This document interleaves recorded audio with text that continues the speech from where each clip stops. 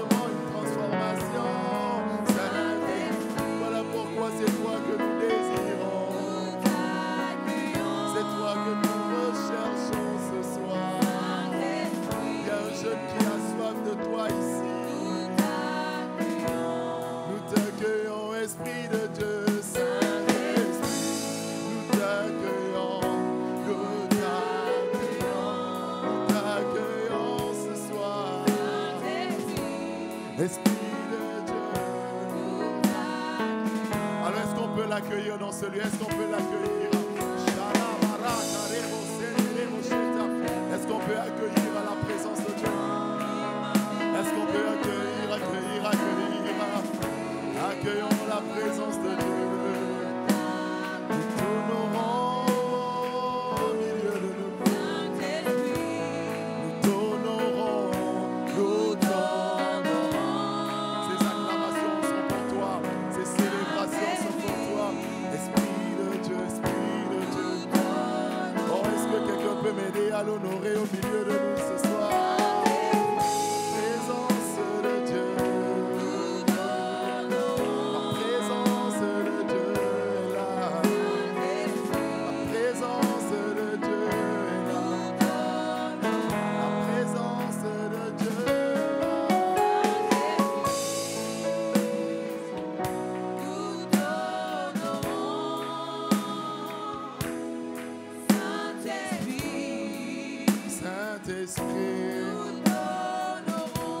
Est-ce que tu peux lui dire ce soir que tu l'honores? Élève ta voix là où tu es. Commence par apprécier la présence de Dieu. Je te le dis, je te l'assure, c'est lui qui fait la différence. C'est lui qui peut shifter ta vie. C'est lui qui fera en sorte que tu sortes d'ici différent. Alors, exprime-lui ta soif ce soir. Dis-lui, Esprit de Dieu, j'ai soif de toi, j'ai besoin de toi. Je veux sortir d'ici différent. Je veux sortir d'ici complètement changé. Je veux sortir d'ici complètement transformé. Esprit de Dieu, j'ai soif de toi. Sharababa, Rakatama Mareko, Sokadaraba. Honoré. Tu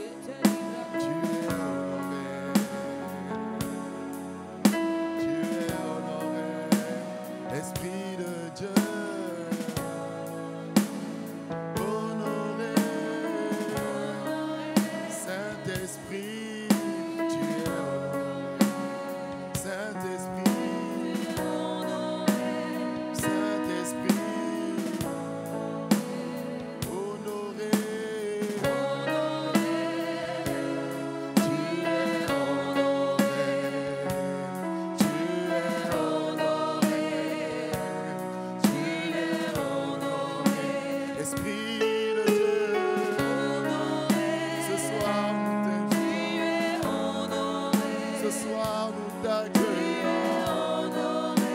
soir nous t'apprécions.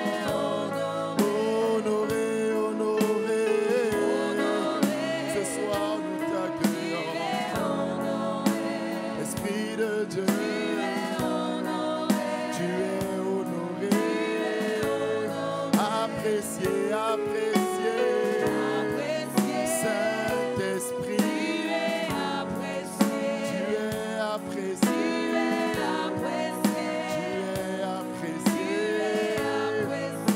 Nous t'apprécions.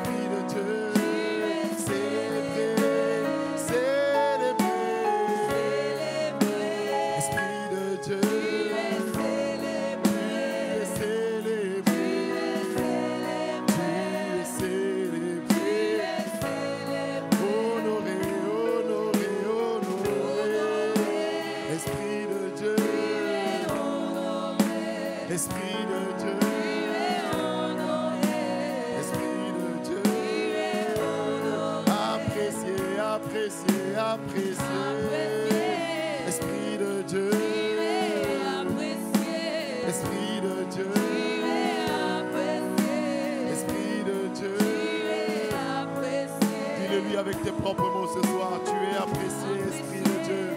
Nous nous attendons à toi ce soir. Nous nous attendons à toi ce soir. Pendant ce camp, nous nous attendons à toi. Nous nous attendons à toi, Esprit de Dieu.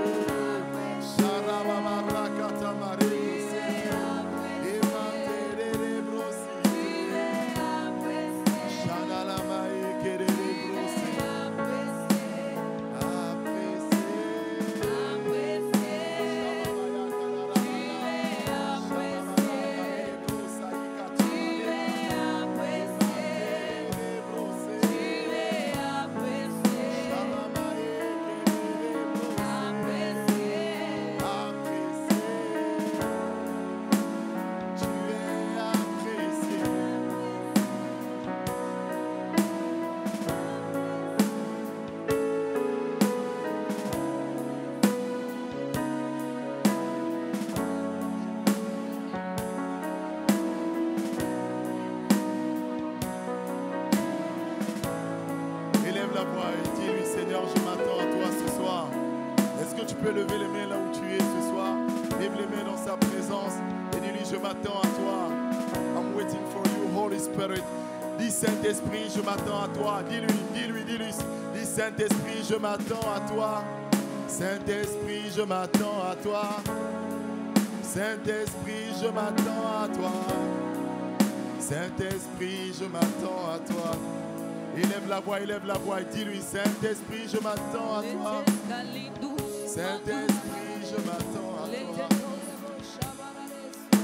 Dis-le-lui ce soir, Sharababaya, Barakadarababa, Sorababa, Shakadarababaya, Rekababa, Samabaya, Shamareka, Shamamaraka, Sanurababaeka. Élève la voix, exprime ta soif. Shamamara, Shamama, Eka Rababaya, Reka Tamamaya, Shemare, Shaite Kema, Niko Rababosa, Eko Tamalika Yesha, Emaraka Yusa Darababa, Shema, Shamaeka, Ema Iteka, Shamabaye, Shemabaye,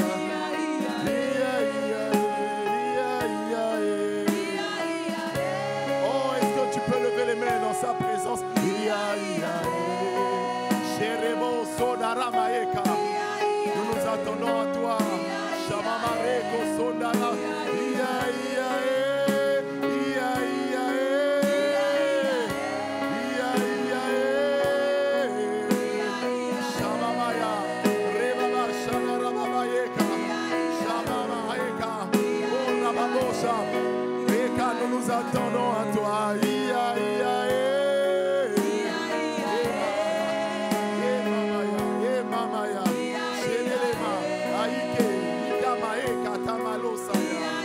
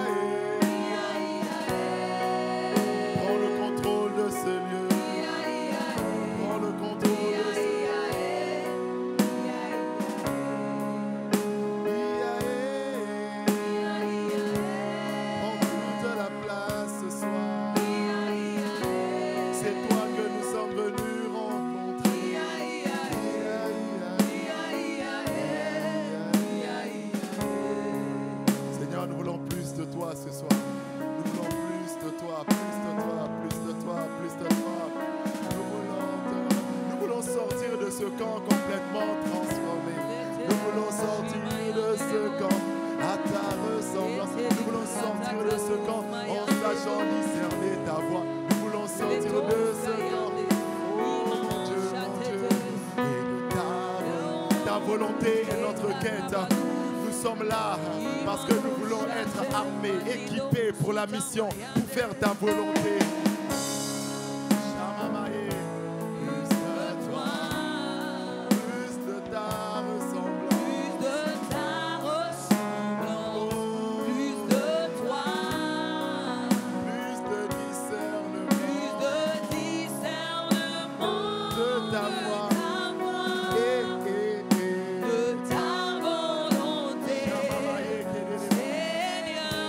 Tu peux lui dire plus de toi, plus de toi.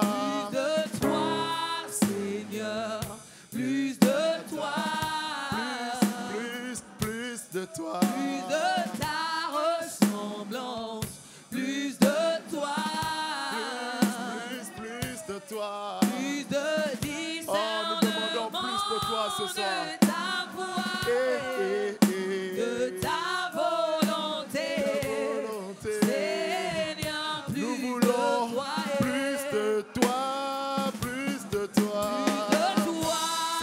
nous demandons ce soir. Plus de toi. C'est toi que nous demandons. Plus de toi. Plus de ta ressemblance. Plus de toi.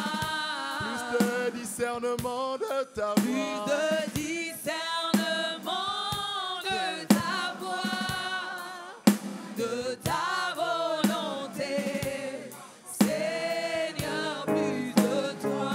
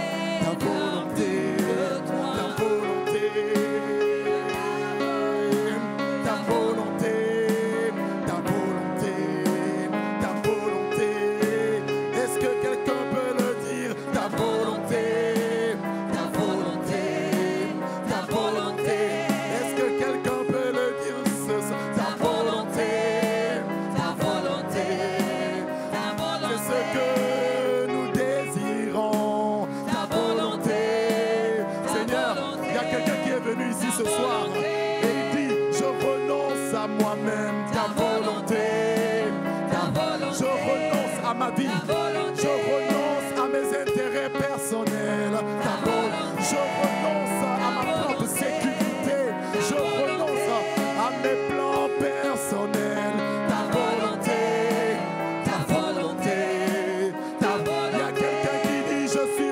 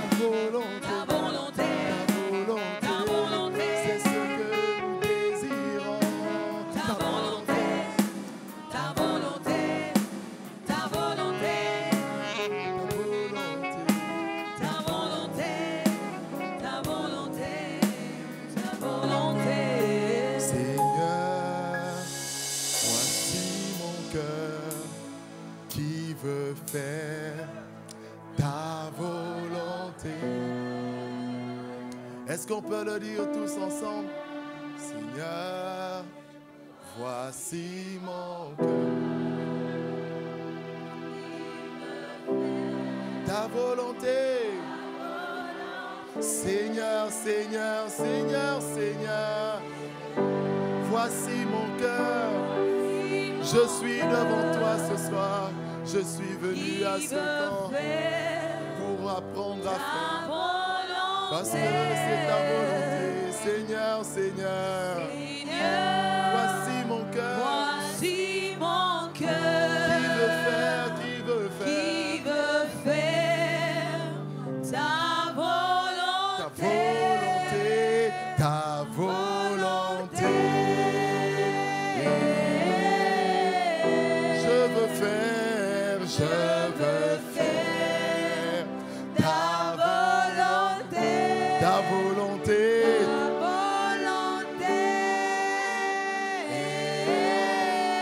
Je veux faire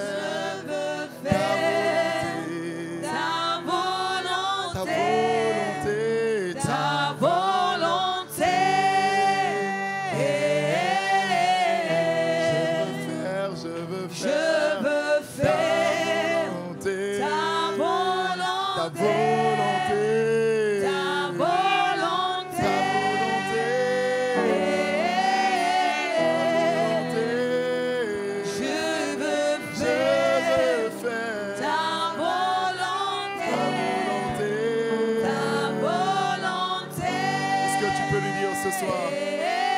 Est-ce que tu peux lui dire ce soir, je veux faire ta volonté, ta volonté, ta volonté,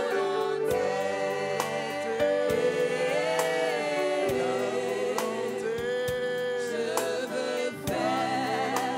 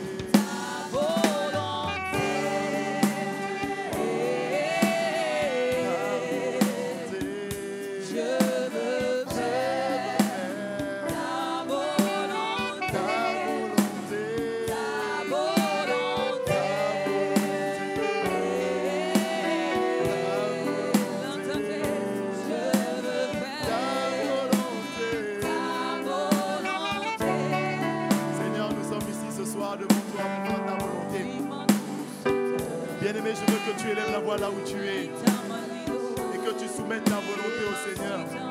Jésus s'est retrouvé dans le jardin de Gethsemane et il a dit, Père, si cela était possible, j'aimerais que cette coupe s'éloigne de moi. Toutefois, non pas ma volonté, mais ta volonté. Est-ce que tu es arrivé à ce stade ce soir? Quand nous sommes arrivés en matinée, nous avons appris qu'il fallait souffrir, qu'il fallait accepter de souffrir, accepter de mourir, accepter de renoncer à soi. Est-ce que tu es arrivé à cette étape où tu dis, Seigneur, vraiment, j'aurais aimé, toutefois, non pas ma volonté, mais ta volonté. Je suis venu à ce camp pour faire ta volonté. Seigneur, c'est ta volonté que je veux. Seigneur, c'est ta volonté que je désire. Parle à Dieu ce soir, dis-le lui, dis-le lui. Il t'écoute, son esprit est là, il t'écoute.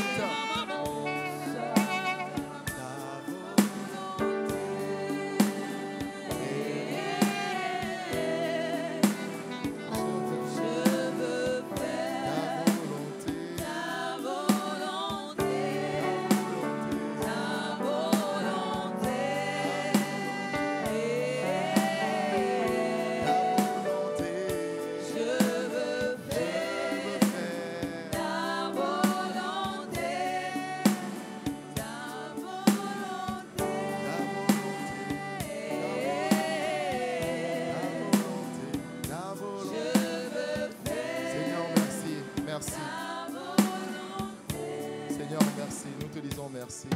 Seigneur, nous sommes là pour faire ta volonté. Nous nous soumettons à toi. Merci parce que tu prends le contrôle. Merci parce que ce soir encore, tu nous parles, Seigneur. Merci de ce que ce soir encore, tu veux nous instruire. Seigneur, moi, je ne sais pas parler. Je vais te perroquer. Je veux juste répéter ce que tu mets dans mon cœur. Je prie que tu nous fasses du bien, Seigneur. Que tu fasses du bien à tes enfants ce soir, Seigneur. Nous voulons te dire, si je me tais, Seigneur, si je me tais, j'apprendrai à écouter ta voix. Seigneur, ce soir, nous voulons écouter ta voix. Seigneur, ce soir, nous voulons entendre ta voix. Seigneur, ce soir, nous voulons recevoir le son de ta voix. Seigneur, ce soir, nous voulons que nos vies changent, que nos vies shiftent. Seigneur, nous sommes venus dans ce camp pour être équipés, armés, Seigneur, pour la mission, pour faire ta volonté. Et nous te supplions, prends le contrôle, Seigneur. Prends le contrôle. Prends le contrôle. Prends le contrôle. Prends le contrôle. Prends le contrôle ce soir. Au nom de Jésus le Christ. Que quelqu'un dise Amen. Que quelqu'un dise Amen. Est-ce qu'on peut apprécier la présence de Dieu au milieu de nous? Seigneur, merci. Est-ce qu'on peut, si tu acclames le Seigneur, acclame le Seigneur. Seigneur, nous t'apprécions. Seigneur, merci pour ta présence au milieu de nous. Alléluia. Seigneur, merci. Merci, Seigneur. Amen. Vous pouvez prendre place dans sa présence. Amen, amen. Donc, bienvenue à cette seconde session de notre temps Effusion. Amen. Bienvenue à cette seconde session. Alléluia.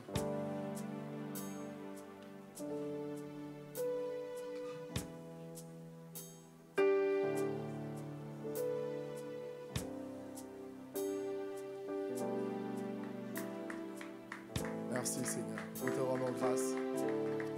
Alléluia. Aide-moi à dire à ton voisin, attache ta ceinture. Amen. Alors nous rendons grâce à Dieu pour ce moment, pour ce camp. D'accord? Donc voilà. On a eu un décalage dans la programmation et tout, mais ce n'est pas grave, on est au camp. Amen. On est au camp, n'est-ce pas? Voilà. On peut dormir à 2 heures, se lever à 4 heures. Il n'y a pas de problème. On est au camp. Alléluia. À ceux qui disent non, on est au camp, hein. On n'est pas en loisir, on n'est pas en croisière, on est au camp. Le camp, c'est le camp. Amen? N'est-ce pas? Quand tu vas au camp militaire, tu te soumets à la discipline. Tu peux te coucher, puis 30 minutes plus tard, on dit ça est, levez-vous. Tu te lèves, sans discussion, c'est le camp. Et je vais faire la transition pour entrer dans le sujet de ce soir. Mais s'il te plaît, je veux insister dessus. Vous savez, notre pasteur a parlé ce matin de souffrir. Qui se rappelle? D'accord? Paul a dit à Timothée, comme un bon soldat, souffre avec moi. Prends ta part de souffrance. Alléluia. Et vous devez comprendre, franchement, vous devez accepter cela. Vous devez accepter ça. Si vous voulez sortir de ce camp transformé, si vous voulez sortir de ce camp pour passer à un autre niveau avec Dieu, il faut que vous acceptiez ça. Écoutez-moi, on n'envoie pas des civils faire le travail des militaires. Si vous êtes venus ici avec la mentalité des civils, la mentalité des civils doit rester ici. Et vous devez sortir ici avec une mentalité de soldat. Est-ce que quelqu'un me suit? La mentalité d'un soldat n'a rien à voir avec la mentalité d'un civil. Est-ce que quelqu'un me suit? Et notre pasteur nous a lu ce texte aujourd'hui. Si quelqu'un veut plaire à celui qui l'a enrôlé, il ne peut pas s'embarrasser des affaires de la vie. Alléluia. Donc, dépose la mentalité de civil. Dépose la mentalité de civil. Et accepte la mentalité d'un soldat. Amen.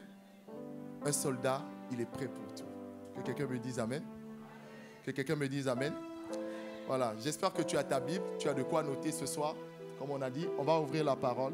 Amen. Dans Jean chapitre 1, versets 19 à 23. Mon but est de te communiquer quelques pensées ce soir par rapport à la mission, au fait d'être missionnaire. Je vais aborder la thématique missionnaire des temps modernes. Je vais t'expliquer ce que ça veut dire. Nous allons ouvrir la parole dans Jean chapitre 1, versets 19 à 23. Je prie que le Seigneur m'accorde la grâce de te communiquer la pensée. Amen. Jean chapitre 1, qui a trouvé? Jean chapitre 1, qui a trouvé? Vous allez m'aider? Versets 19 à 23. Est-ce qu'il y a un micro?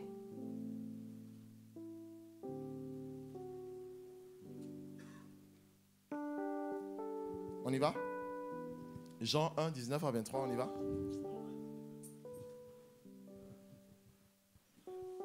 Non, attends le micro.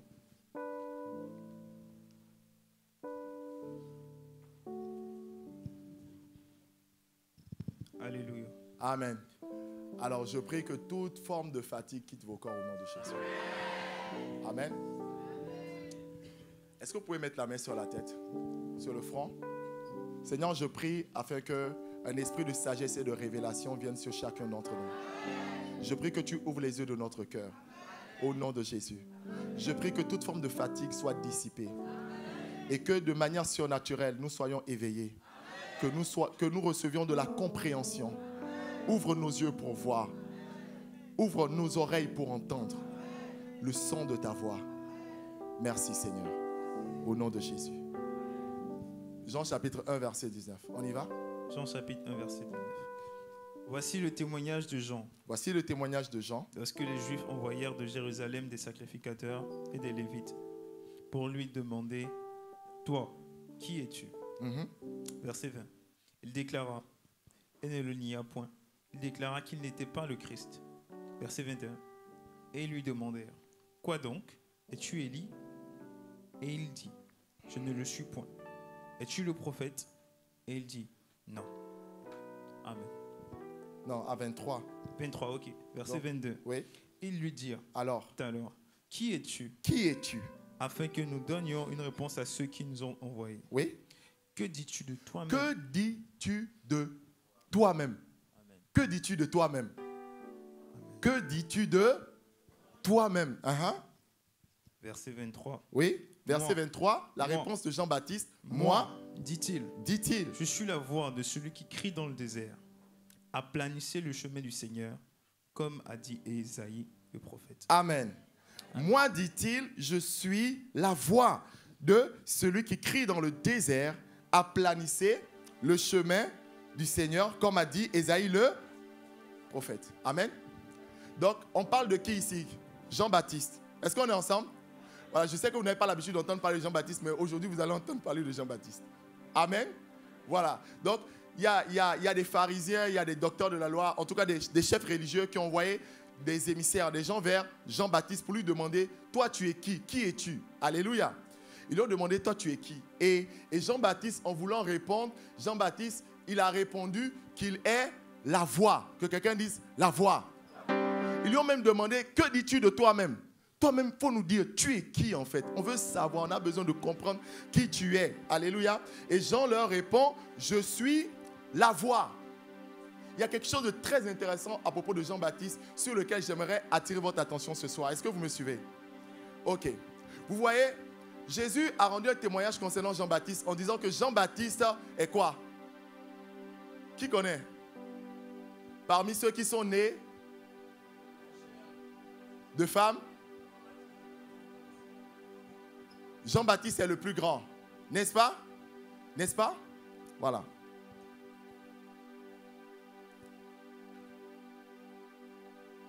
Élie a fait de plus grands miracles que Jean-Baptiste? Oui ou non? Oui ou non? Moïse a fait des miracles puissants, n'est-ce pas?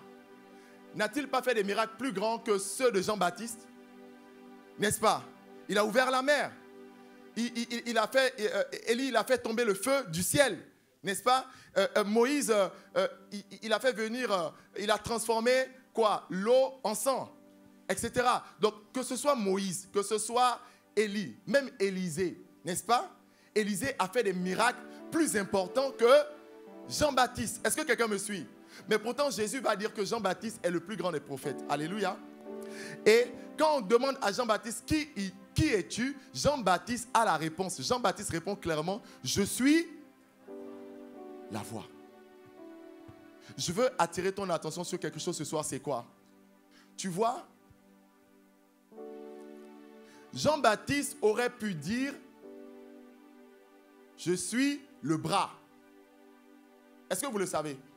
Jean-Baptiste aurait pu dire, je suis la main sans laquelle aucune personne ne peut soulever ou manipuler des objets. Oui ou non? Oui ou non? Vous voyez, sur le corps humain, il y a plusieurs parties, non? Pourquoi Jean-Baptiste dit, je suis la voix? Pourquoi pas le pied? Pourquoi pas la main, le bras? Vous me suivez? Pourquoi pas les yeux? Les yeux, c'est important, oui ou non? Les yeux, c'est important, non? Est-ce que tu peux aller quelque part sans les yeux? La vision, c'est capital. Il faut voir, n'est-ce pas? Mais Jean-Baptiste ne dit pas « je suis les yeux ».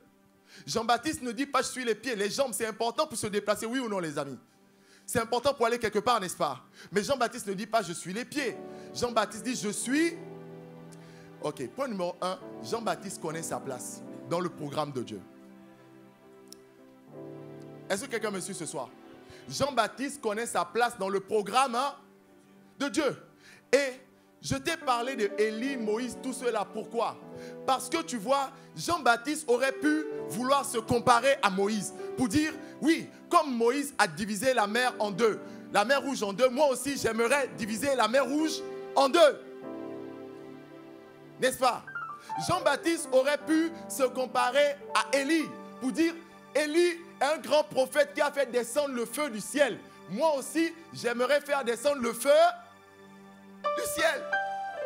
Jean-Baptiste aurait pu, si ton voisin veut voyager, dis-lui ce n'est pas l'heure de voyager. Je compte sur toi pour veiller sur ton frère et ta soeur. Que quelqu'un me dise un bon amen. Oui, surtout ceux qui ont porté les verres fumés là, pardonnez. On se connaît, on connaît tout ça. Alléluia. Voilà. Donc tu vois, Jean-Baptiste, revenons, Jean-Baptiste, il pouvait vouloir se comparer à Élisée. Est-ce que quelqu'un me suit? Mais Jean-Baptiste avait une place bien précise. Le rôle de Jean-Baptiste, c'était d'annoncer le Christ. C'est tout. C'était sa mission. C'était son rôle. Alléluia. Et quand ce soir, je veux parler des missionnaires de temps moderne, je vais attirer votre attention. C'est déjà ça le premier principe. Vous savez, dans le plan de Dieu, dans l'armée de Dieu, d'accord, chaque personne a sa place. Moi, ma prière, c'est que vous sortiez de ce camp en ayant discerné votre place dans le programme de Dieu. Est-ce que quelqu'un me suit? Parce que, oui, nous sommes tous missionnaires. Il n'y a personne ici qui n'est pas missionnaire. Hein? Est-ce que vous le savez? Nous sommes tous missionnaires, n'est-ce pas? Mais nous sommes venus pour être équipés pour la mission. Nous sommes venus pour être équipés pour la mission. Maintenant, regarde. Est-ce que l'équipement du pied est l'équipement de la main? Hein? Les pieds ont besoin de quoi? Des chaussures. Voilà pourquoi Paul dit, mettez comme chaussure à vos pieds le zèle que donne l'évangile de paix. Mais est-ce que ma main a besoin de chaussures? Non. Ma main a besoin de quoi? De gants. Oui ou non? Voilà. Ma tête a besoin de quoi? D'un casque. Est-ce que vous voyez? Qu'est-ce que j'essaie de vous communiquer? J'essaie de vous communiquer que chaque missionnaire a besoin d'un équipement spécifique. Oui. Nous sommes comme un corps. Et nous allons le lire tout de suite dans Corinthiens. Est-ce qu'on peut ouvrir ça? 1 Corinthiens chapitre 12, versets 14 à 21. Nous sommes tous des missionnaires. Mais l'équipement n'est pas le même. Alléluia. Il y en a parmi nous ici. Vous êtes des seers, des voyants. Vous êtes des personnes, vous êtes les yeux du corps. Vous devez développer la capacité de voir. C'est votre appel. Et comme Jean-Baptiste a accepté son appel d'être la voix, vous devez aussi accepter votre appel spécifique. Est-ce que quelqu'un me suit ici ce soir? Ce n'est pas la peine d'envier ton voisin, ton frère, ta soeur, parce que oui, lui, quand il prie, il voit des anges et moi, je ne vois rien. Tu n'as pas besoin de l'envier. Ce que tu as besoin, c'est de découvrir ton rôle, ta place dans la mission. Alléluia. Lisons 1 Corinthiens, chapitre 12, versets 14 à 21. Si quelqu'un peut m'aider, ce serait bien. 1 Corinthiens 12, versets 14 à 21. On y va? Non, quelqu'un d'autre. C'est Jean Merveille qui a lu tout à l'heure. Une sœur, s'il vous plaît. Ici. Ici, ici, ici. Ici.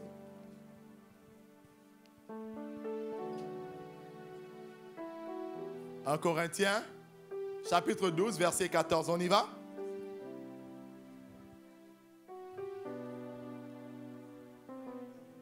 Ainsi? 1 Corinthiens, chapitre 12, verset 14. Oui. Ainsi, le corps n'est pas un seul membre. Ainsi, le corps n'est pas un seul membre. Oui? Mais il est formé de plusieurs membres. Il est formé de plusieurs membres.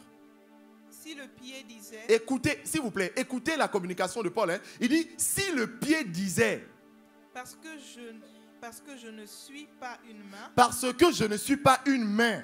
Je ne suis pas du corps. Je ne suis pas du corps. Ne serait-il pas du corps pour cela? Ne serait-il pas du corps pour cela? Et si l'oreille disait... Et si l'oreille disait... Parce que je ne suis pas un œil. Parce que je ne suis pas un œil. Je ne suis pas du corps. Je ne suis pas du corps. Ne serait-elle pas du corps pour cela? Oui. 17. Si tout le corps était œil, Regardez, si tout le corps, tout notre corps, si tout le corps était un œil, où serait lui? où serait lui? La capacité d'entendre serait où? S'il était tout ouïe, Si tout le corps était ouïe, où serait l'odorat? où serait l'odorat? Maintenant, Dieu a placé chacun des membres dans le corps comme il a voulu. Oh, est-ce qu'on peut acclamer le Seigneur? Est-ce qu'on peut acclamer le Seigneur?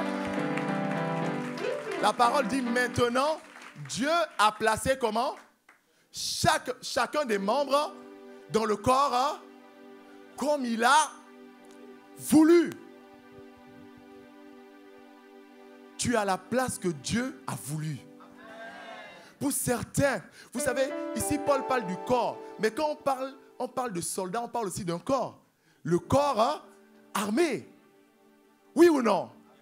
Comme il y a le corps des médecins, n'est-ce pas? Comme il y a le corps des juristes, n'est-ce pas? Comme il y a le corps des informaticiens, n'est-ce pas? Il y a aussi le corps de l'armée, n'est-ce pas? Ça veut dire quoi? Ça veut dire que ce que Paul enseigne par rapport au corps humain, je peux l'appliquer au corps armé. Je peux l'appliquer à la médecine. Je peux l'appliquer à tous les autres corps, oui ou non? Voilà. Donc Paul est en train d'expliquer que dans chaque corps, il y a plusieurs membres et que chaque membre a un rôle spécifique. Chacun d'entre nous ici, nous sommes tous des missionnaires. Nous sommes appelés à la mission. Mon point, c'est que tu as besoin d'un équipement spécifique. Et pour connaître l'équipement dont tu as besoin, tu dois connaître ta place. Tu dois savoir que moi, je suis un œil. Je dois développer la capacité à voir. Moi, je suis la voix. Donc, je dois proclamer des messages. Quelqu'un me suit? Chacun doit connaître sa place dans le corps et jouer son rôle. Alléluia. Nous n'avons pas besoin des mêmes équipements. Alléluia. Amen. Amen.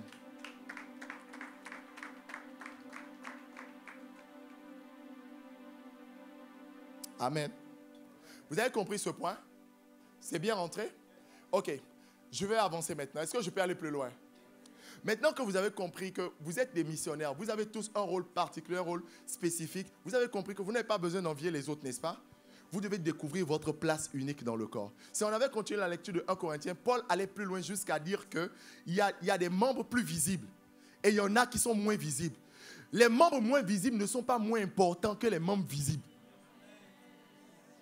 Il y a quelqu'un, tu te sous-estimes trop parce que tu es un membre moins visible.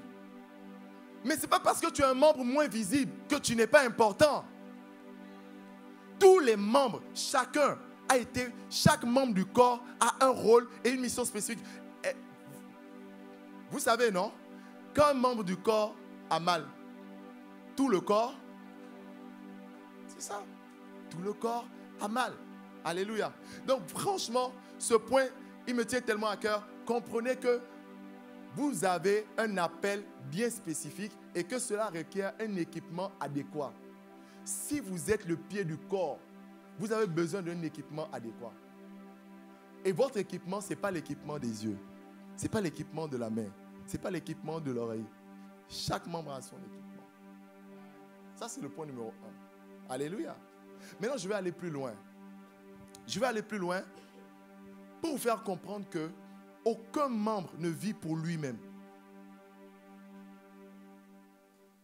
aucun membre du corps ne vit pour lui-même. Chaque membre vit pour le corps. Amen. Nous devons comprendre notre rôle dans le corps, d'accord, et le jouer pleinement. Est-ce que je peux vous donner une illustration ce soir? Je peux vous donner une illustration? Ok. Je vais vous donner l'illustration de la navette spatiale Atlantis, d'accord? C'est une navette spatiale appartenant à la NASA, l'agence spatiale américaine. Qui sait de quoi je parle? J'espère que je ne t'ai pas perdu. Ah ah. Ok, regarde ton voisin qui n'a pas levé la main. Il dit, voisin, est-ce que tu es là? Voilà. Je sais que je suis en train de dealer avec la fatigue de la journée, l'heure qu'il fait, tout ça là, mais ça va aller. Dis-moi un bon amen. Lors de son dernier lancement, les moteurs principaux, suis-moi très bien, hein, les moteurs principaux de la fusée furent allumés. Le sol se mit à trembler et la navette spatiale fut propulsée à grande vitesse vers le ciel, laissant derrière elle un épais nuage de fumée. Et quand la navette pénètre la mésosphère c'est ce qu'on appelle la troisième couche de l'atmosphère. Quelqu'un me dit amen? Lorsqu'elle atteint la troisième couche de l'atmosphère et atteint une altitude d'environ 50 km, les moteurs principaux de la fusée, qui ne sont plus nécessaires, sont largués sur la Terre. Qui a compris mon illustration? Ok. Je fais simple. Quand on veut lancer une fusée en l'air, d'accord? La fusée a des moteurs principaux. Vous me suivez? D'accord? Et quand la fusée est lancée et atteint une certaine altitude, d'accord? Les moteurs là ne sont plus nécessaires. Donc les moteurs sont lâchés. D'accord? Sont relâchés, les moteurs tombent et la fusée continue sa course. Est-ce que vous comprenez? Voilà. C'était ça. Alors pourquoi cet exemple? Les moteurs principaux sont puissants, oui ou non? Ils sont puissants, n'est-ce pas? C'est les moteurs là qui ont propulsé la fusée pour aller dans l'atmosphère, n'est-ce pas? Très bien. Mais bien qu'ils soient puissants, les moteurs là, ils n'existent pas pour eux-mêmes. Ils ont été créés pour propulser quelque chose qui les dépasse. Est-ce que quelqu'un me suit ce soir? Est-ce que quelqu'un me suit? Donc, malgré leur force, malgré leur puissance, malgré leur capacité, les moteurs là, ils n'existent pas pour eux. Ils existent pour la navette. Je suis venu te dire ce soir que tu n'existes pas pour toi, tu existes pour la mission. Je suis venu dire à quelqu'un ce soir, la mission te dépasse. La mission dépasse tes intérêts personnels. La mission dépasse ta propre vie. Écoutez-moi, nous devons être prêts à mourir pour la mission. J'ai l'habitude de dire que les gens les plus dangereux sur la terre, c'est qui? C'est qui? Ce sont les kamikazes. Ceux qu'on appelle les terroristes djihadistes. Alléluia. Vous savez pourquoi ce sont les personnes les plus dangereuses sur la terre? On les a radicalisés. Ils n'ont plus peur de mourir. Ils sont prêts à donner leur vie. Pourquoi? La cause. Donc, quelqu'un qui est prêt à porter une bombe et a dit Allahu Akbar et à s'exploser dans une ville, je sais pas, dans un métro, qu'est-ce que vous pouvez faire pour l'arrêter? Le gars, il est déjà prêt à mourir. Qu'est-ce que vous allez encore faire pour l'arrêter? Il n'y a plus rien. Est-ce que vous me suivez? Est-ce que vous me suivez? Pourquoi un terroriste est prêt à sacrifier sa vie? Il est prêt à sacrifier sa vie à cause de la cause. Parce que la cause dépasse ma vie.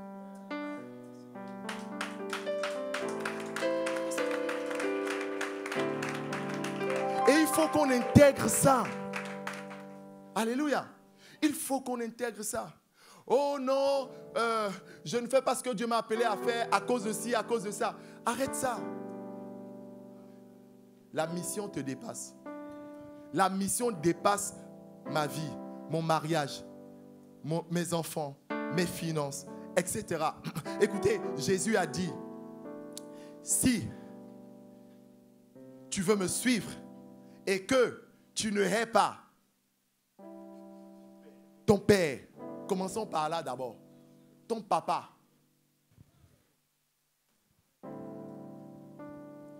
Hein? Oui, c'est pas haïr la haine, hein? D'autres versions disent préférer. Préférer Dieu à ton père, ta mère, tes frères, tes soeurs, tes enfants, etc. Regardez, il n'est pas digne de moi. Jésus était dans un lieu un jour et quelqu'un est venu le voir et dit, mais Seigneur, tes frères et tes soeurs sont dehors. Écoutez la réponse de Jésus. Ils sont venus lui dire, Jésus, laisse l'enseignement que tu es en train de faire, laisse ce que tu fais là et va voir tes frères et tes soeurs, vous les sentimentalistes.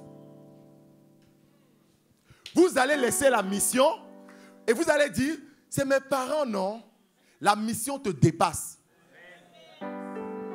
La mission est au-dessus de tes parents. La mission est au-dessus de ta femme. La mission est au-dessus de tes enfants. La mission est au-dessus de ton travail. La mission est au-dessus de ta propre vie. Oui. Et quand je parle de la mission, je ne parle pas de la mission uniquement, vous savez, dans son sens traditionnel. Quand on dit la mission, les gens voient quelqu'un qui prend une grosse Bible, qui rentre dans les villages, qui fait du porte-à-porte, n'est-ce pas? Et qui va de lieu en lieu, n'est-ce pas? Oui, c'est une partie de la mission, absolument, et c'est important. Mon point, c'est ceci. Il y en a dans le corps, ils sont appelés à faire ça. C'est ça, leur spécificité. Mais il y en a d'autres, vous devez aller lever des fonds pour le royaume. Et arrête de dire non, lui, il a gagné 10 000 âmes et moi, je n'en ai gagné que 10. Si toi, tu es appelé à être celui qui lève des fonds. Paul a dit, comment y aura-t-il des gens qui prêchent s'ils ne sont pas envoyés? On envoie comment? On envoie comment? Pour venir ici, on a dansé pour le propriétaire? Non. Alléluia. Est-ce que quelqu'un me suit? Est-ce que quelqu'un me suit? Donc tu vois, les moteurs qui propulsent la fusée, leur existence contribue à faire avancer un objectif qui les dépasse largement. C'est-à-dire quoi? C'est-à-dire que le focus va rester sur la navette spatiale. On va oublier les moteurs qui l'ont propulsée. Donc tu n'es pas ici pour qu'on se souvienne forcément de toi. Le plus important, c'est que la mission soit atteinte. Est-ce que quelqu'un peut me dire un bon amen?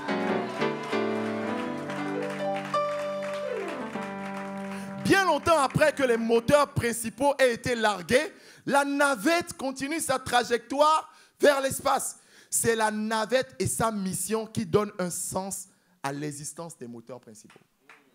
C'est-à-dire que c'est la mission, d'accord, qui donne un sens à ta vie. Est-ce que quelqu'un me suit ce soir? Donc, dans la métaphore précédente, tu n'es pas la navette spatiale. La navette spatiale, ce n'est pas toi. Tu n'es pas le centre du monde. Ouais. Toi, tu es le moteur de la fusée. Et ton rôle est de faire avancer une cause plus grande que toi-même. Alléluia. Rappelez-vous l'exemple de Paul, d'accord, que j'ai pris tout à l'heure. D'accord? La fonction des yeux, c'est de voir, n'est-ce pas? Mais les yeux ne voient pas pour eux-mêmes. Les yeux voient pour faire avancer le corps. Alléluia. Les yeux regardent pour faire avancer le corps. Les pieds marchent pour faire avancer. Toi aussi, tu as une spécificité pour faire avancer le corps.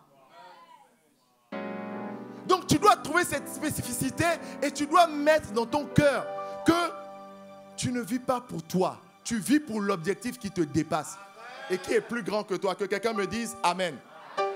L'importance de votre vie se mesurera par ce que votre vie a propulsé. Ta vie propulse quoi? Ta vie propulse quoi? Est-ce que ta vie propulse le royaume? Est-ce que je peux avancer ce soir? J'aimerais te donner encore une autre illustration. Est-ce que tu me suis? Le décès de la plupart d'entre nous ne fera pas la une du journal de 20 heures. N'est-ce pas? Mais imaginez un instant qu'il en soit ainsi. Imaginez que France 24 Canal+, CNN, d'accord? Et toutes les grandes chaînes de télévision que vous connaissez. Ou bien le quotidien La Nation, Le Monde. Imaginez même que Jeune Afrique et autres médias internationaux s'intéressent à la médiatisation de votre mort afin de parler de l'importance de votre vie. Imaginez que toute votre existence soit résumée en une phrase clé, en un gros titre qui apparaîtra au bas d'un écran ou aux premières pages des journaux. Que lirait-on? Ou encore, que voudriez-vous y voir? Quel objectif diligemment poursuivi aura fait de votre vie une vie digne d'être vécue? Votre vie propulse quoi? Est-ce que quelqu'un me suit ce soir?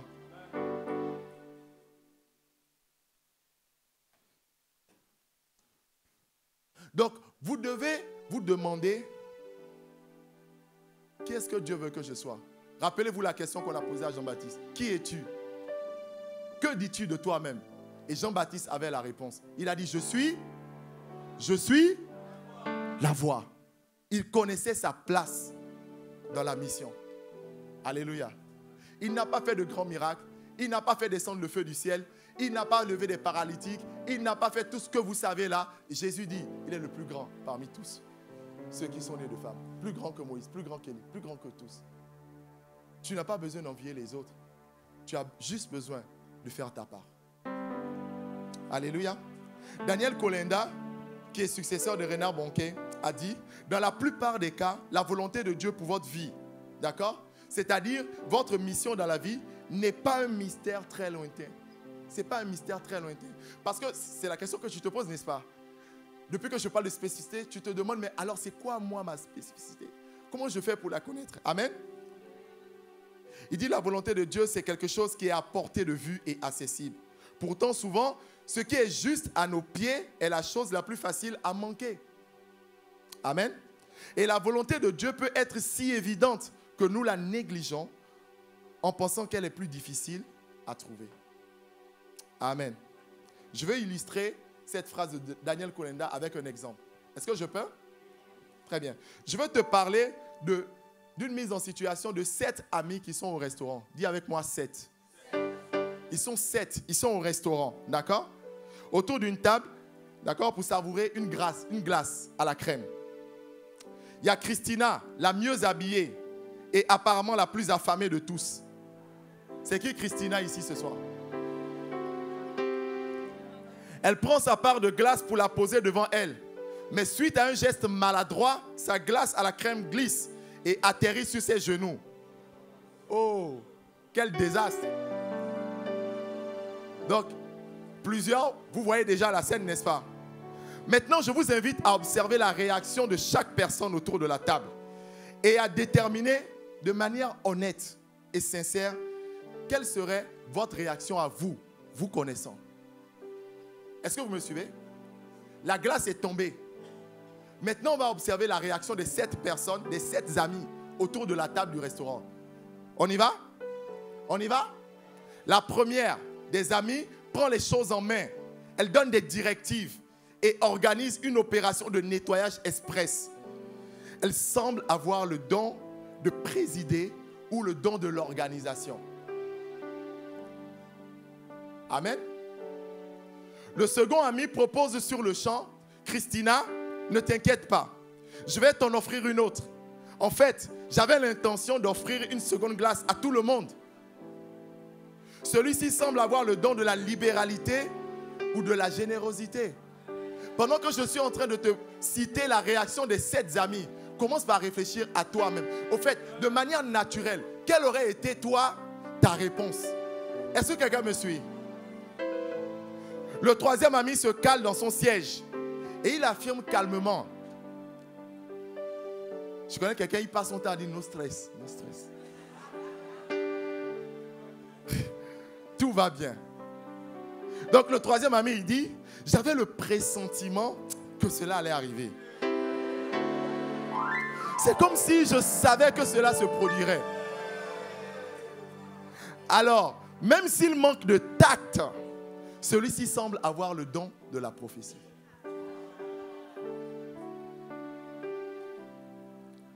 Mais ça semble être si banal, n'est-ce pas? ce pressentiment. Pourquoi les autres n'avaient pas ce pressentiment? Pourquoi tu banalises tes pressentiments? Est-ce que quelqu'un me suit ce soir? La quatrième amie, elle est en larmes. Mais rassurez-vous, ce n'est pas parce qu'elle a renversé sa glace sur elle. C'est plutôt parce qu'elle est en peine pour ce qui est arrivé à Christina. Comme si c'était à elle que cela était arrivé. Elle semble avoir le don de la miséricorde, la compassion. Alléluia. Quand on passe dans la rue et puis on voit, par exemple, les jeunes garçons, les enfants abandonnés dans la rue. Et que toi, quand tu rentres à la maison, tu n'arrives pas à dormir. Tandis que moi, je dors paisiblement. Tu ne te demandes pas pourquoi? Alléluia. Chacun de nous a sa spécificité. Ce qui te fait pleurer ne me fait pas pleurer. Alléluia. Donc tu dois observer, qu'est-ce qui te fait pleurer? La cinquième amie étonne tout le groupe par son attitude qui va choquer tout le monde. Elle s'est mise à pouffer de rire, à renverser volontairement sa part de glace sur elle. Oui, imaginez. Elle rit et puis elle prend sa glace, elle verse ça sur elle-même aussi. Est-ce que vous me suivez? Elle ne tarda pas à déclencher un mouvement de rire contagieux qui fait oublier la mésaventure de Christina.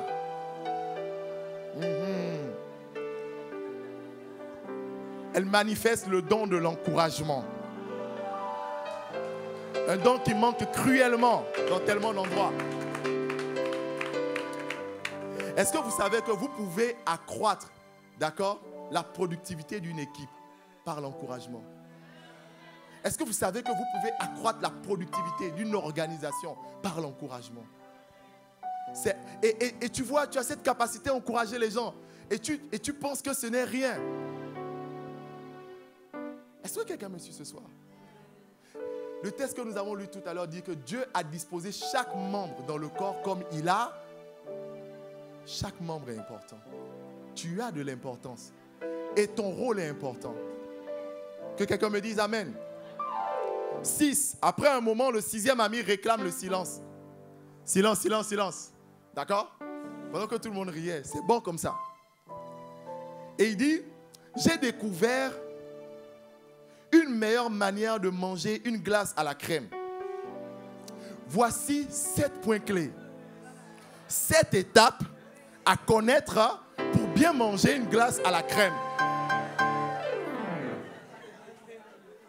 Alors, c'est celui que le public aurait tendance à taxer de monsieur je sais tout, n'est-ce pas? On les aime pas trop ceux-là. Ça me rappelle une histoire que je n'ai pas envie de raconter ce soir. Donc, monsieur je sais tout semble avoir le don de l'enseignement. Il est souvent préoccupé d'expliquer les choses. Il est souvent préoccupé de faire en sorte que les gens comprennent les choses. Donc, comme la glace est tombée, lui, il dit non, voici 7 manières. Est-ce que quelqu'un me suit? Ah, que ceux qui ont le don de l'enseignement soient encouragés. Numéro 7, enfin, le 7e ami, sans qu'on le lui demande, il nettoie discrètement. Il a une mentalité de serviteur. Le don consistant à se rendre disponible pour rendre service aux autres. Mais tu vois, il y en a, ils sont toujours disponibles, ils se rendent disponibles, etc.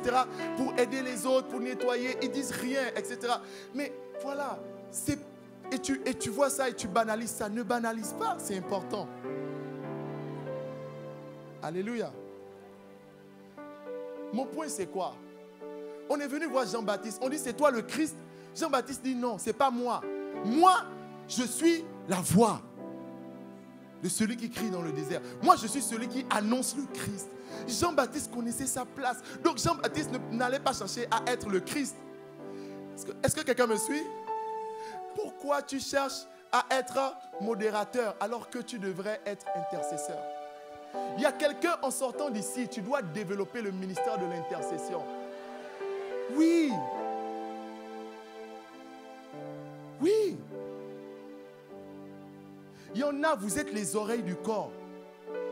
Vous devez entendre des choses de la part de Dieu. Il y en a, vous êtes des voyants. Vous devez voir des choses. Il y a toutes sortes de personnes dans le corps. Ma prière, c'est qu'en sortant d'ici, tu détermines, tu localises, tu aies la grâce de comprendre c'est quoi ma spécificité et que tu t'emploies à développer ta spécificité. Il faut que l'oreille soit occupée à écouter, que la bouche soit occupée à parler, que les pieds soient occupés à marcher, que la main soit occupée à porter les choses. Joue ton rôle. Dis à ton voisin, joue ton rôle. Joue ton rôle. Et si tu comprends ça, tu n'auras pas la grosse tête. Tu ne vas pas envier les gens. Tu ne vas pas avoir un don de prophétie et rentrer dans la ville et créer le ministère international de prophétie. Rappelle-toi, ça ne tourne pas autour de toi. Tu existes pour propulser la navette spatiale. Une mission qui te dépasse. Que quelqu'un me dise amen. Est-ce que ça passe? Alléluia. J'aimerais terminer, je vais atterrir, en te partageant des histoires que j'ai notées ici de plusieurs personnes qui ont découvert leur mission. D'accord? Des missionnaires des temps modernes, plusieurs qui ont découvert leur mission et qui sont entrés dans leur mission. Alléluia. Pour t'encourager toi aussi à entrer dans ta mission. Le premier d'entre eux, il s'appelle Dr. Chauncey Crandall. Voilà. J'ai vérifié, c'est des personnes réelles, hein? D'accord? Ils sont même sur Internet, d'accord? Donc c'est un cardiologue renommé de renommée nationale aux États-Unis. Amen. C'est un homme de sciences et de médecine et il a beaucoup de réussite dans son domaine d'expertise. Dans son cabinet médical, il prie pour les patients et leur partage l'amour de Jésus. Il prend vraiment soin du cœur de ses patients, tout aussi bien sur le plan physique que spirituel. Des guérisons et des miracles se sont produits à plusieurs reprises dans son cabinet et à l'hôpital. Aujourd'hui, le docteur Crandall, on l'invite à parler du miraculeux avec la perspective d'un médecin lors des conférences et des conventions partout dans le monde. Donc, ses talents exceptionnels lui ont donné une zone d'influence unique en son genre, là où la plupart des prédicateurs n'auraient jamais de crédibilité ou une voix. Quelqu'un a compris cet exemple? Le docteur Crandall, aujourd'hui, il a accès à d'autres médecins de son rang. Il organise des conférences scientifiques et il a accès à des personnes auxquelles un simple prédicateur n'aurait pas accès. Amen. Mais c'est parce qu'il a accepté sa mission. Il a accepté sa mission. Je vais te parler de Mary Green. Elle était la fille d'un évangéliste et l'épouse d'un pasteur.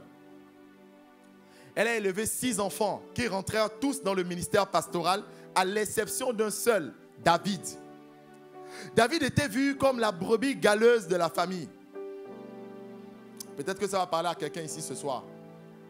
David ne sentait pas qu'il était appelé à être prédicateur. Il ne désirait pas être le pasteur d'une église ni aller sur le champ de mission.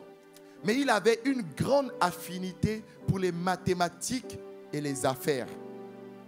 Il se sentait comme un poisson dans l'eau lorsqu'il faisait des affaires et il excellait dans ce domaine. Mais à chaque fois qu'il recevait une promotion ou réussissait, il ne recevait jamais les éloges qu'il désirait si ardemment de sa mère. Elle lui disait, c'est merveilleux David, mais que fais-tu pour Dieu? Est-ce que quelqu'un me suit? Quelqu'un comprend cet exemple-là? C'est-à-dire que sa mère est chrétienne. Donc quand il excelle en mathématiques, il excelle dans les affaires, il excelle en ça, il s'attend à ce que sa maman l'apprécie. Mais sa maman lui dit, ah c'est bien, mais qu'est-ce que tu fais pour Dieu? Sous-entendu, tu ne fais encore rien pour Dieu. Quelqu'un me suit? Ok. Cela chagrinait David, car il aimait Jésus et désirait le servir. Mais Dieu ne l'avait pas appelé à prêcher. En 1972, David ouvrit un commerce de détail qu'il nomma Hobby Lobby. Ça existe. Amen. Et il commença à découvrir la volonté de Dieu pour sa vie. Cela n'arriva pas du jour au lendemain.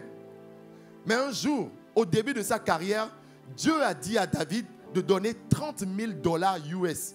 Ça fait 16 500 000 francs CFA à un ministère particulier. Genre à une église ou une œuvre caritative. Bien qu'il n'eût pas la somme totale à ce moment-là, il décida d'obéir à cette parole. Au moment où Dieu a demandé à David d'offrir cette somme, 16 500 000, David n'avait pas la somme. Mais il a décidé d'obéir à l'instruction. Il donna ce qu'il pouvait, 7 500 $, environ 4 125 000, chaque mois pendant 4 mois. Après avoir tout donné tout cet argent par obéissance à Dieu, David a découvert que le bénéficiaire de cet argent avait été à genoux, priant Dieu de l'aider au moment où Dieu parla à David du besoin. Il réalisa que son talent pour les affaires n'était pas sans importance. C'était un don que Dieu lui avait donné pour répandre l'évangile.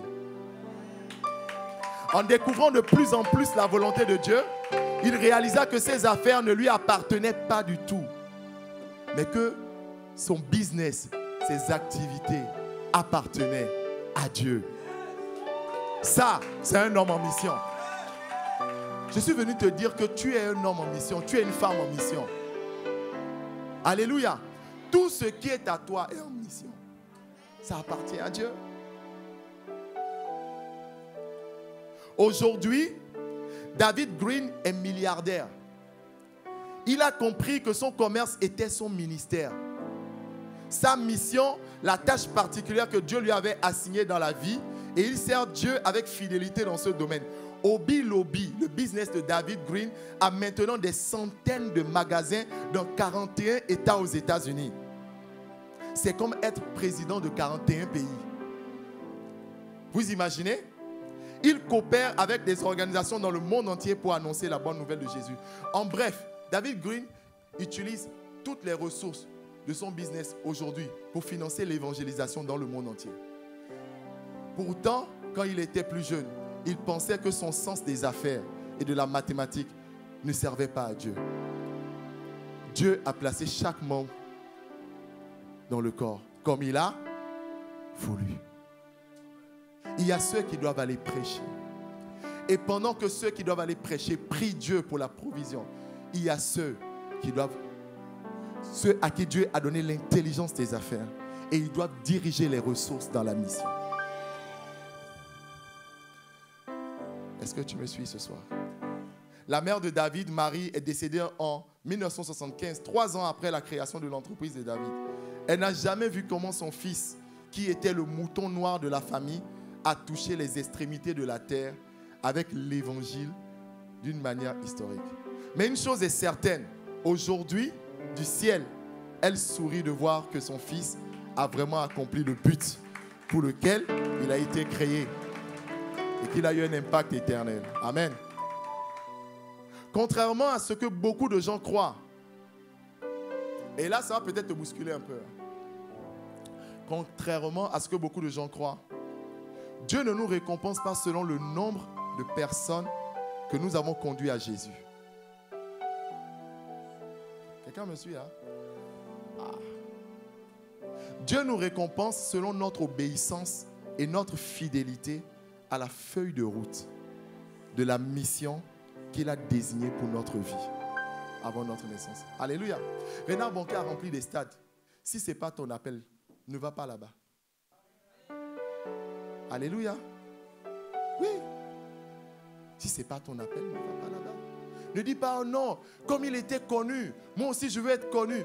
Ce n'est pas ton appel. Ce n'est pas ce pourquoi tu as été créé. Ce n'est pas ce que Dieu attend de toi. Alléluia. Quelle est ta place dans le corps? C'est quoi ton rôle? C'est quoi ta spécificité?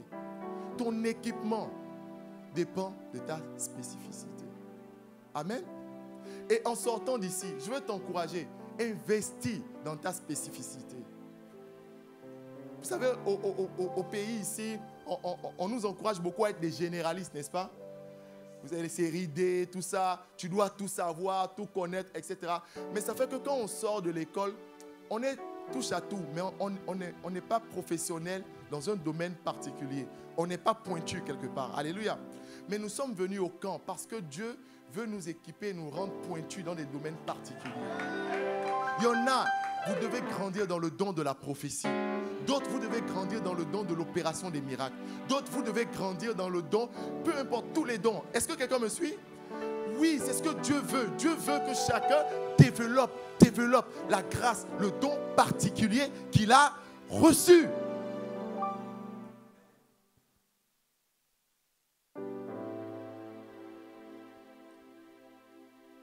Alléluia. Je vais terminer avec cette dernière histoire. C'est sur Canal+ que j'ai vu cette émission de cette femme qui est au Nigeria, parce que voilà, j'ai plein d'exemples, plein de témoignages, des gens aux États-Unis, partout, mais je préfère te donner un exemple de quelqu'un qui est proche. Amen. C'est une femme au Nigeria que j'ai vue dans une émission de Canal+. Elle va dans les milieux reculés pour travailler avec des femmes. Avec les femmes. Elle les aide à l'affirmation et la confiance en soi. D'accord? Au travers du cinéma. C'est-à-dire qu'elle part et puis elle les aide à faire des théâtres, à former des pièces, etc. Et au travers de ces activités-là, elle travaille leur confiance en soi. Ouais. Au travers des activités comme la danse et d'autres activités, elle amène ces femmes à retrouver confiance en elles et à vivre avec dignité. Et pour y parvenir, et c'est ça mon point en fait, vous savez ce que cette femme fait? J'étais juste surpris quand je regardais cette émission. Pour y parvenir, elle doit prendre des autorisations. Elle doit aller rencontrer des chefs de clan dans des villages loin, reculés. Elle monte dans des pirogues. Elle rencontre des chefs religieux. Elle se met à genoux et puis elle plaide sa cause. Elle dit non, je suis venue aider vos femmes, je suis venue aider mes sœurs, c'est juste pour faire la danse, c'est juste pour faire du théâtre, c'est juste pour... Est-ce que vous voyez? Elle fait des dons, elle sort l'argent de sa poche pour satisfaire les chefs de clan. Elle sort l'argent de sa poche pour aider ses femmes, pour les mettre dans de meilleures conditions. Elle prend du risque. Elle met sa vie en danger, d'accord? À traverser des pirogues, aller dans des zones qu'elle ne maîtrise pas trop. Alors, je termine avec cette question. Qu'est-ce que toutes ces personnes dont je viens de vous raconter les histoires, qu'est-ce qu'ils avaient en commun? Qu'est-ce qu'ils avaient tous en commun? La mission. Chacun d'eux avait découvert sa mission et avait accepté sa place et son rôle dans la mission. Alléluia. Amen.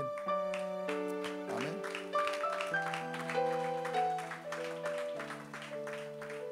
J'aimerais que là où tu es, tu baisses la tête pour parler au Seigneur ce soir.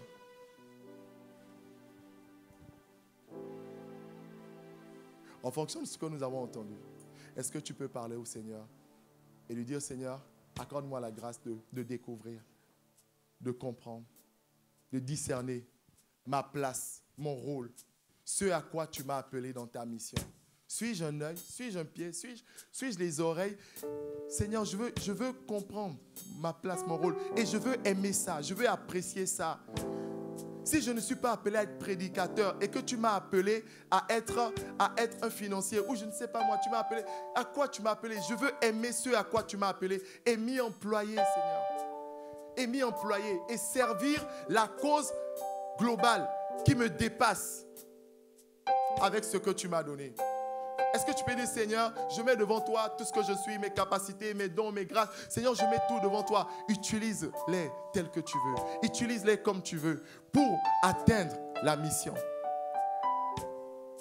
Jésus a dit, allez et faites de toutes les nations des disciples. Et pour obéir à ce mandat, il y a plusieurs appels. Il y a plusieurs spécificités. Et chaque appel a son équipement. Chaque spécificité a son équipement. Seigneur, merci. Nous te rendons grâce. Si je me tais, si je me tais, oh, j'apprends à écouter.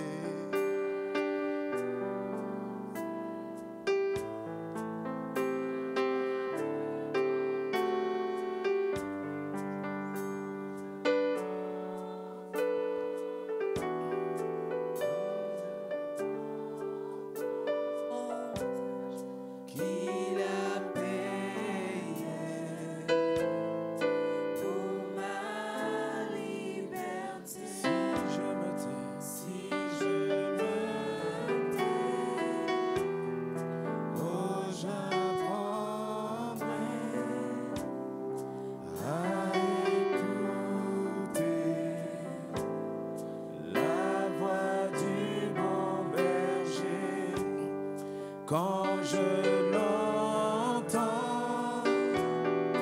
oh, je comprends qu'il a payé. La main sur le cœur, la main sur le cœur. Les yeux fermés, dis encore, si je me tais.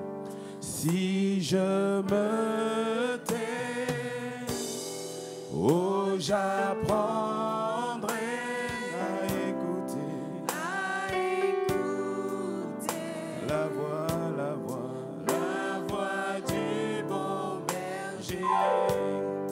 Quand je l'entends, oui, je comprends qu'il a pour ma liberté. Quand je t'ouvre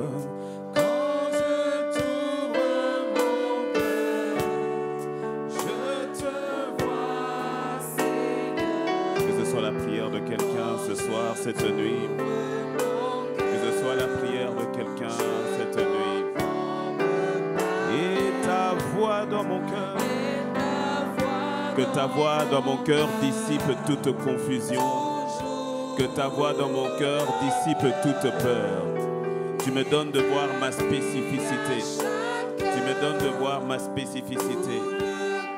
Quand je t'ouvre, il y a quelqu'un qui doit se réconcilier avec lui-même. Tu dois t'apprécier à nouveau. Tu dois te valoriser à nouveau. Tu dois accepter cette spécificité qui est la tienne. Il y a quelqu'un qui doit refuser les paroles qui retentissaient dans son âme pour lui dire que tu es un raté, que tu ne vaux rien, que tu n'as pas de don, que tu n'as pas de talent. Tu es spécial aux yeux de Dieu. Tu es spécial aux yeux de Papa. Tu n'es pas une erreur. Tu n'es pas une erreur. Tu es précieux à ses yeux. Quand je t'ouvre, le Seigneur ne s'est pas trompé avec toi. L'échec scolaire ne te définit pas. Les diplômes ou le manque de diplôme ne te définit pas. Avant que tu ne sois dans le ventre de ta maman, je te connaissais, dit le Seigneur. Il t'a suscité en cette génération pour un but. Il t'a greffé à son corps pour un but. Il t'a placé dans son armée pour un but. Tu es précieux à ses yeux. Que le Seigneur, l'Esprit, t'ouvre les yeux, qu'il t'ouvre les yeux maintenant. Quand Alléluia. Que les yeux de ton esprit s'ouvrent sur la spécificité de ton appel. Que les yeux de ton esprit s'ouvrent sur la spécificité de la mission, de l'accomplissement de la mission pour laquelle Dieu t'a appelé en cette génération.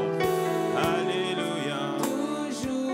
Toujours, toujours demeure et ta vie coule. Dis-le encore. Quand je t'ouvre, je te vois, Seigneur. Alléluia. Je t'entends. Et ta voix, toujours, toujours. Marebaya sake de briada bose. Shanderia da baba bare kaitenia satenia roko sotoria baseta. Shabare kataraba. Et ta vie. Oh.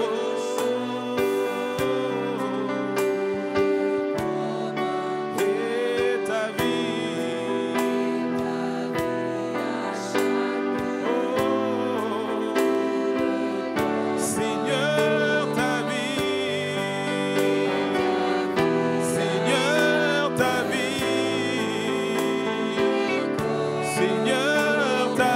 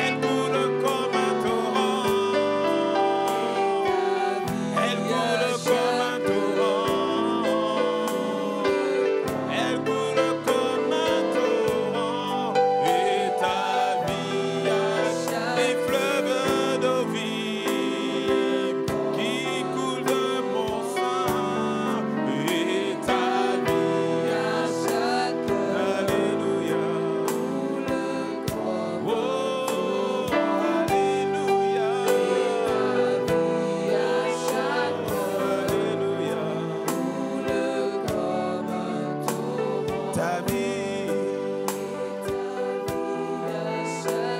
ta vie.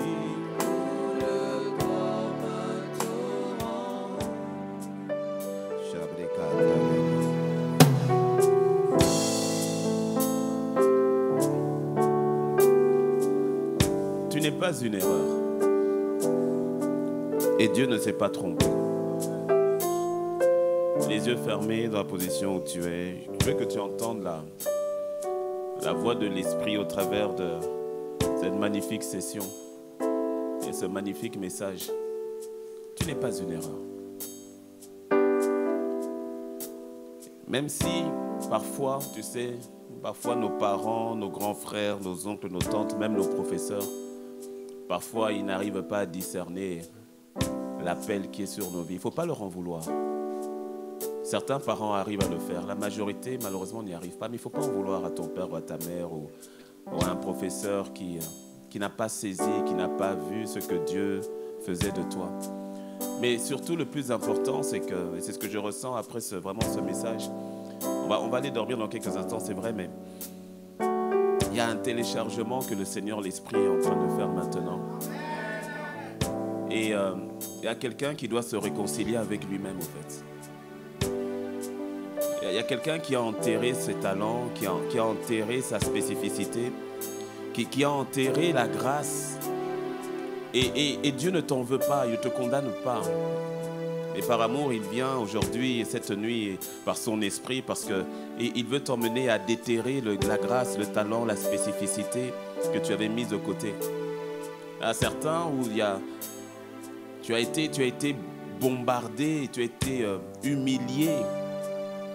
Parce qu'on demandait, c'est comme lorsqu'on demande à un poisson de monter sur un arbre, il sera humilié. Il sera humilié parce que lorsqu'il va essayer, il va se ramasser. Et les autres vont se moquer de lui en disant, mais regarde, il ne sait pas monter sur un arbre. Mais parce qu'au fait, le poisson n'est pas appelé à monter sur un arbre. Et le poisson va en arriver à déprimer, il va en arriver à être découragé. Il y a quelqu'un qui a été découragé, déprimé, mais le Seigneur, l'Esprit vient te relever cette nuit. Le Seigneur, l'Esprit vient dire au poisson, mais écoute, tu n'as jamais été appelé sur l'arbre, viens dans l'eau. C'est là où tu seras comme l'expression un poisson dans l'eau, c'est-à-dire tu seras dans ton univers, c'est là où tu vas voir ta grâce, ta capacité, c'est là où on va même acclamer le Seigneur pour toi, parce que c'est là où tu vas fonctionner. Et que cette nuit, ce camp en particulier, cette nuit précisément, que ce soit, que tu laisses le Seigneur te remettre à ta place. Que tu laisses le Seigneur te remettre à ta place. Il y a quelqu'un, tu dois accepter, il y a quelqu'un qui tu dois accepter la spécificité, le battement de cœur qui est en toi. Ne te bats pas contre ça. Ne regarde pas en disant oui, mais j'aimerais bien, mais il y a un gap tellement grand. Mais ce n'est pas ton problème, le gap. C'est que tu acceptes d'être d'être celle que Dieu veut que tu sois. Il y a quelqu'un qui doit accepter de faire un turnover, un demi-tour, peut-être même un changement total et radical. D'abord dans ton cœur. Ne te pose pas la question, mais comment je vais faire? Non, c'est d'abord dans le cœur. De dire, Seigneur, j'accepte qui je suis en toi. J'accepte qui je suis en toi. Il y a quelqu'un, tu t'es fait tellement de mal à te comparer. Tu t'es comparé à ton grand frère. Tu t'es comparé à ta petite sœur. Parce qu'on n'arrêtait pas de te comparer. Pourquoi tu n'es pas comme ta sœur? Pourquoi tu ne fais pas comme ton frère? Et tu as commencé à te comparer et à penser que tu étais nul, à penser que tu étais moins bon. Mais tu n'es pas meilleur ou moins bon que qui que ce soit. Tu n'as pas de comparaison. Tu es toi. Tu es toi. Ouais. Tu es toi. Et ta place est importante. Ta grâce est importante. Il y a quelqu'un qui doit se réconcilier avec lui-même. Il y a quelqu'un qui doit se pardonner lui-même. Il y a certains, tu as été tellement dur avec toi-même. Tellement dur avec toi-même. Il y a une spécificité sur ta vie. Et Dieu ne s'est pas trompé. Je te dis, Dieu ne s'est pas trompé. Il ne s'est pas trompé. J'avais un cousin. Regarde-moi un instant, regarde-moi un instant. Quand j'écoutais les gens de Dieu, quand j'écoutais AP en train de parler, c'était vraiment très profond. J'avais un cousin. Moi, j'avais 9 ans, lui, il en avait 10, presque 11. On avait presque 2 ans de différence. Mais on était dans la même classe. On était dans la même classe parce que, sur le plan académique, il n'était pas très futé, comme on va dire. Il avait déjà doublé une fois, au point où je l'ai rattrapé en classe. Et il ne lisait pas bien. Et ma tante, là, à cette époque, j'habitais chez ma tante. Et ma tante qui me disait, Teddy, parce que moi, sur le plan académique, j'étais très intelligent, sur le plan académique. Et ma tante qui disait, il faut que tu apprennes à lire à ton frère. Et donc, quand on faisait les devoirs, il y avait toujours 15 minutes, 20 minutes, où maintenant, je lui faisais la lecture. Je l'apprenais à lire. Et il lisait très lentement, difficilement. Il était plus âgé. Moi, j'avais 9 ans, 10 ans. Lui, il avait, comme je t'ai dit, mais il lisait difficilement. Et un jour, je me rappelle, pendant qu'on est en train de faire nos devoirs, on était qu'à 2, et il lisait. Et il y a des amis qui sont arrivés. Des amis à nous qui sont arrivés. Et quand ils sont arrivés, ils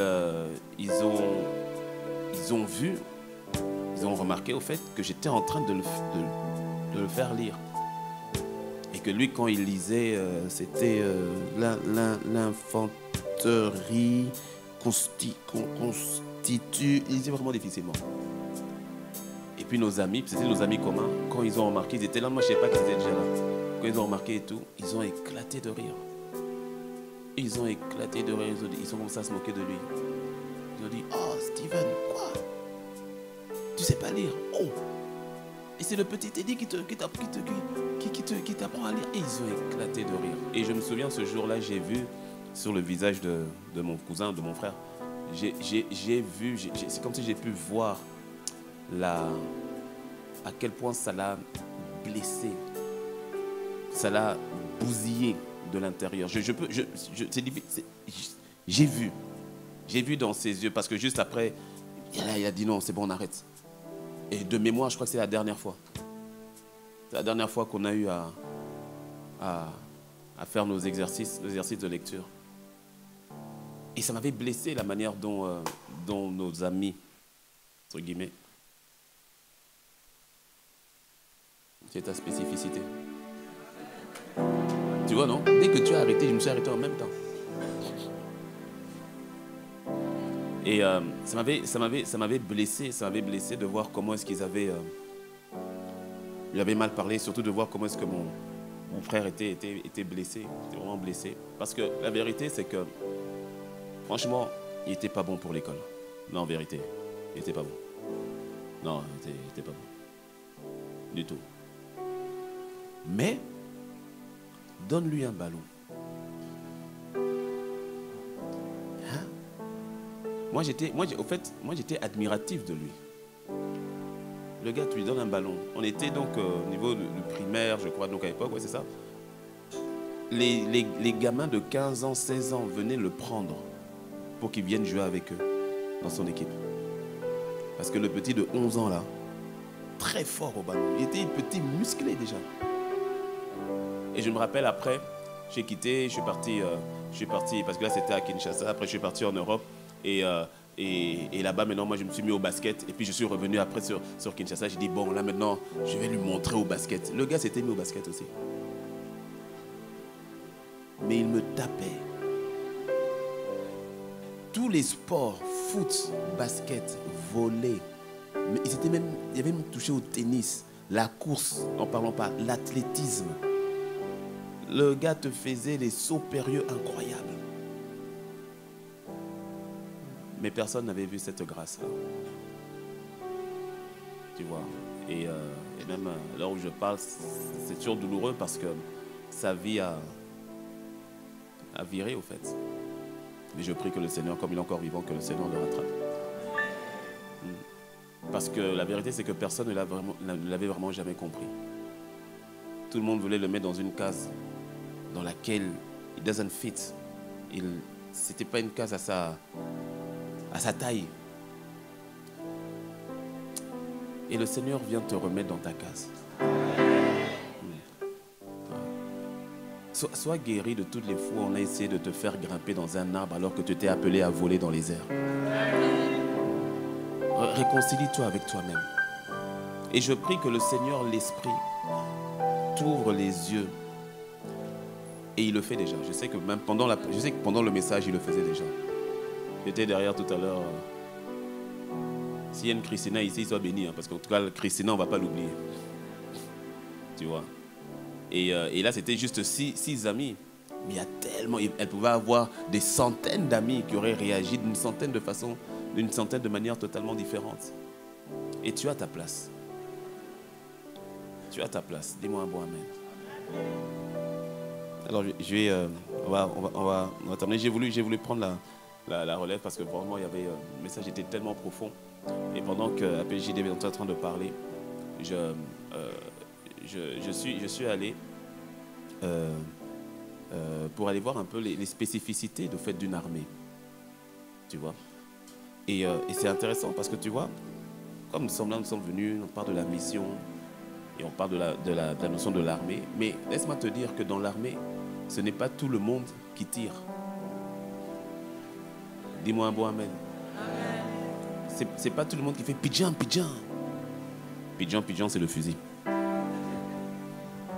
Pidjan, pidjan, c'est ça, c'est mon bruitage. Dis à ton voisin, pidjan, pidjan. Quelqu'un fait pidjan. Ça, c'était un bon calibre. Pidjan. Pichao. Pichao.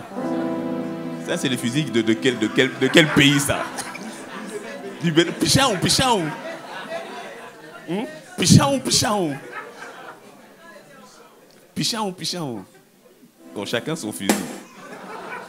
Spécificité dans le fusil. Qui a déjà vu le film Tu ne tueras point? Ah. Vous avez vu le film, non? Tu ne tueras point. Ok. Si tu avais le temps, j'allais donner le micro à quelqu'un, mais il faut qu'on aille se reposer. Tu ne tueras point, en gros. Je ne vais pas spoiler le film pour quelqu'un que j'encourage à regarder, mais en gros, mais ça, oui, ça, sans spoiler, d'accord. En gros, c'est un soldat, un jeune qui veut à tout prix rentrer dans l'armée, mais par ses convictions chrétiennes, refuse de tuer. Alors on dit, mais tu ne peux pas rentrer dans l'armée sans avoir un fusil. Mais lui dit non, lui veut rentrer dans l'armée, c'est tout seulement pour sauver les gens. C'est ça. Et effectivement, après tu suivras le film parce que c'est très bien expliqué. Et effectivement, lui, il est dans l'armée. Il refuse même toucher un fusil parce qu'il est chrétien adventiste. Et là-bas, même toucher un fusil, là, tu ne peux pas. Donc même toucher un fusil, il refuse. Mais il est une bénédiction dans l'armée.